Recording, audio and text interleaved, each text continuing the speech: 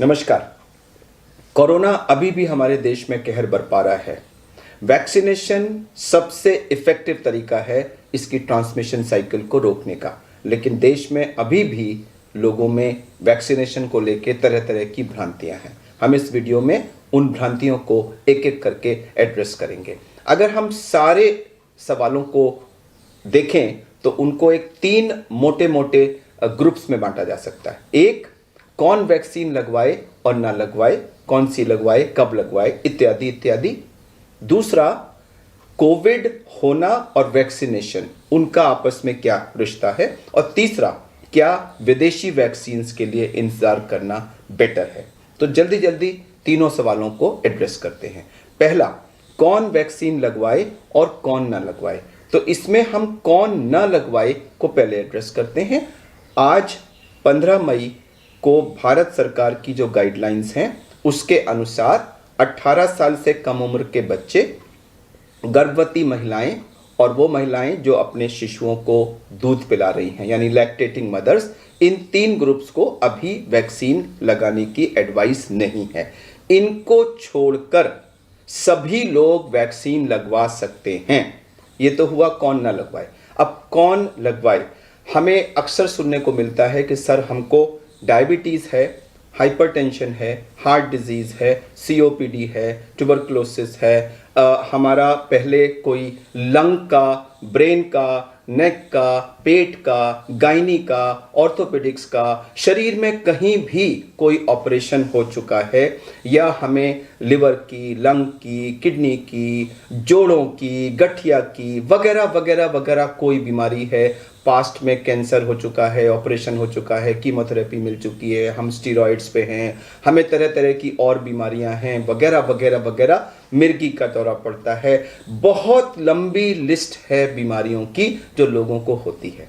तो इन सारी लंबी लिस्ट का एक आंसर है कि आप सब लोग वैक्सीन लगवा सकते हैं। और एक्चुअली वैक्सीन का फायदा बाकी लोगों के मुकाबले आपको ज्यादा होगा, क्योंकि इनमें बहुत सारी ऐसी बीमारियां हैं जो कोविड की उन कोमॉर्बिडिटीज में आती हैं जिनके होने पर कोविड होने का खतरा और कोविड से मृत्यु होने का खतरा ज्यादा होता है। तो ये लोग अगर वैक्सीन लगवाएंगे तो उनको तो फायदा बाकी जनसंख्या से ज्यादा होगा। बहुत अक्सर सवाल पूछा जाता है कि स्टेंट पड़ा हुआ है हार्ट में, हम ब्लड थिनर्स पे हैं, क्या हम वैक्सीन लगवा सकते हैं। पुनः आंसर है कि यस, आप वैक्सीन लगवा सकते हैं।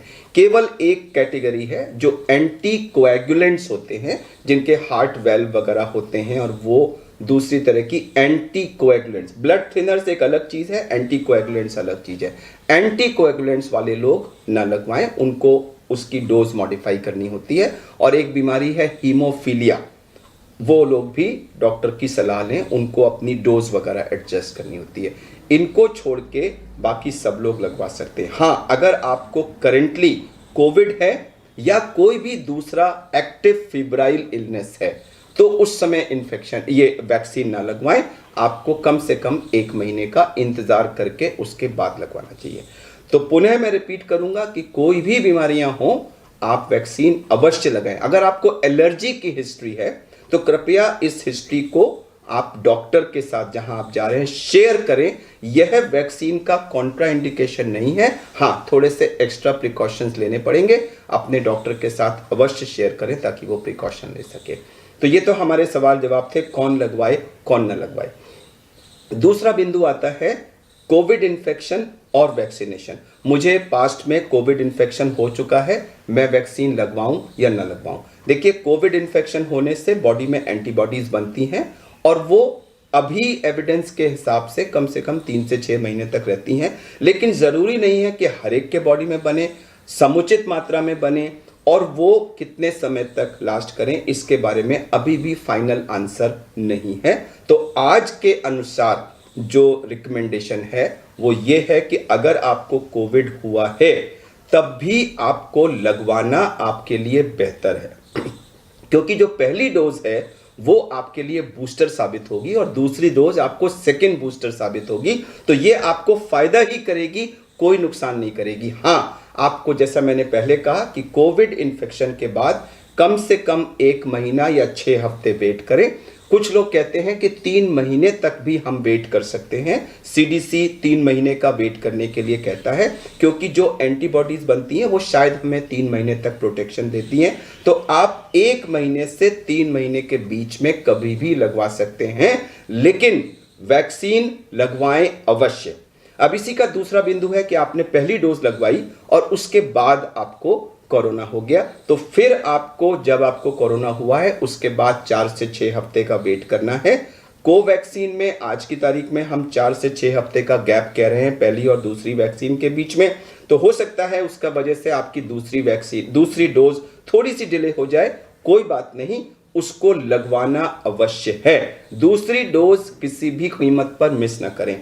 कोविशील्ड के लिए आज की तरह करंट गाइडलाइंस हैं कि 12 से 16 हफ्ते के बीच में लगनी चाहिए। तो उस बीच में अगर आपको कोविड हुआ है तो आपको सफिशिएंट टाइम मिलेगा, आप उसके बाद लगवा लें। दूसरी डोज के बाद भी कोविड हो सकता है, क्योंकि पूरा प्रोटेक्शन दूसरी डोज के 2 हफ्ते के बाद आता है, और वो भी 100% नहीं होता।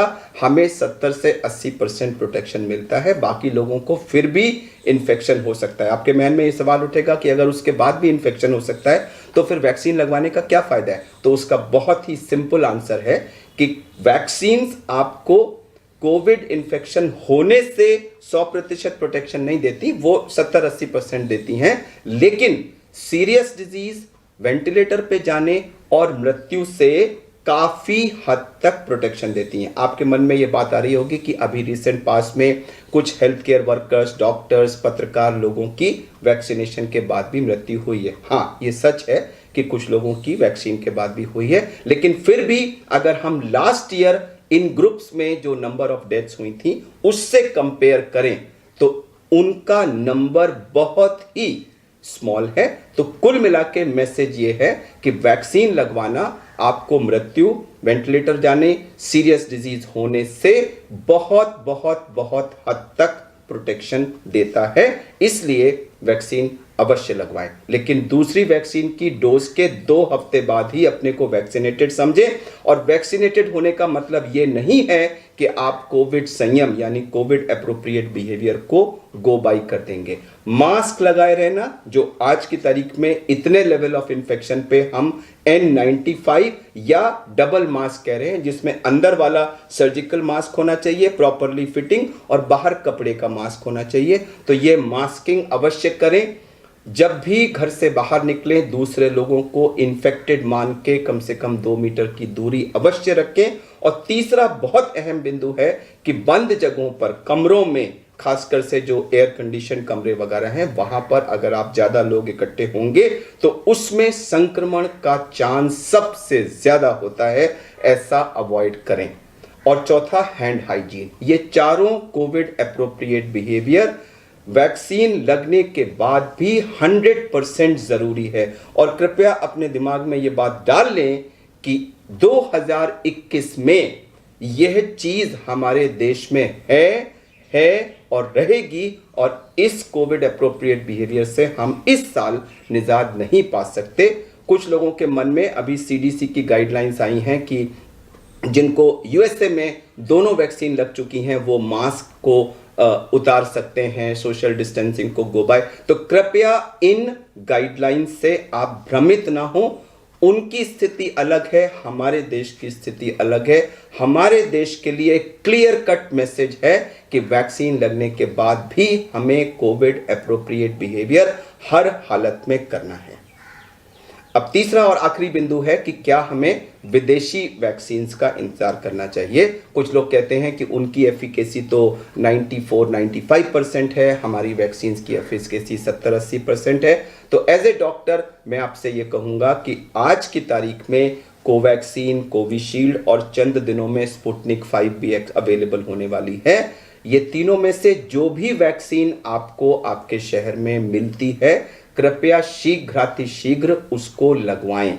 हाँ, ये ध्यान जरूर रखें कि जब आप वैक्सीनेशन सेंटर पे जाएं तो ध्यान रखें कि वहां भी भीड़ भाड़ ना हो, सोशल डिस्टेंसिंग, मास्क वगैरह का ध्यान रखें। कहीं ऐसा ना हो कि वैक्सीनेशन सेंटर आपको इन्फेक्शन दे दे, ये ध्यान अवश्य रखें। बट कृपया विदेशी वैक्सीन का इंतजार करके आज अवेलेबल वैक्सीन को न यूज करना यह अपने आप में समझदारी नहीं है। कृपया ऐसा ना करें। अंत में मैं आप सबसे विनम्र निवेदन करूंगा कि वैक्सीनेशन कोविड की ट्रांसमिशन साइकिल को रोकने का सबसे इफेक्टिव तरीका है। 2 वैक्सीन्स अभी देश की और स्पुतनिक 5 जो बाहर से आई है, ये तीनों अवेलेबल हैं, तीनों अच्छी हैं, तीनों इफेक्टिव हैं। आपके शहर में जो अवेलेबल हो शीघ्रातिशीघ्र इसको लें। इससे जुड़ी हुई किसी भी भ्रांति पे, व्हाट्सएप यूनिवर्सिटी की खबरों पर विश्वास न करके इस वीडियो में दी गई साइंटिफिक जानकारी को मानते हुए कृपया वैक्सीन लगवाएं और देश में कोरोना की संक्रमण की साइकिल को रोकने में मदद करें। धन्यवाद।